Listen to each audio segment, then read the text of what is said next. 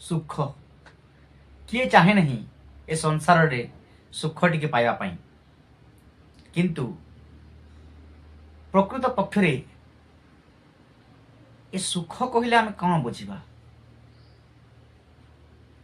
ଗୋଟେ ପଂକ୍ତି ଅଛି, ପଂକ୍ତିଟି ହେଉଛି ସୁଖ ବୋଲି ଯାହା ଜନନେତ୍ରେ ଦିଶେ, ହାତୁ ଆସେ ହାତୁ ଯିବା ପାଙ୍କେ ସେ।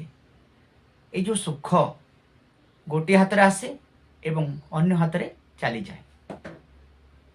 ସୁଖ ବୋଲି ଯାହା ଜନନେତ୍ରେ ଦିଶେ, ହାତୁ ଆସେ ହାତୁ ଯିବା ପାଇଁକି ସେ, ବସ୍ତୁ ନୁହେଁ ସେ ଅଟଇ ଧୂମ। ତାହା ପୁଣି କ'ଣ?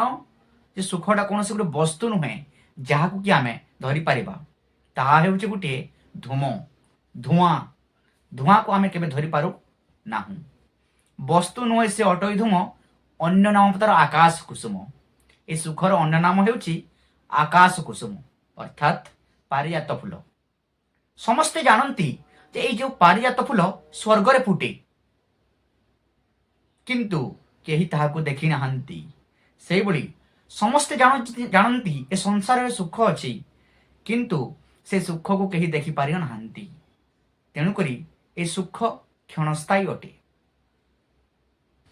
ସୁଖ ବୋଲି ଯାହା ଜନନେତ୍ରେ ଦିଶେ, ହାତୁ ଆସେ ହାତୁ ଯିବା ପାଇଁ କି ସେ, ବସ୍ତୁ ନୁହେଁ ସେ ଅଟଇ ଧୂମ, ଅନ୍ୟ ନାମ ତାର ଆକାଶ କୁସୁମ।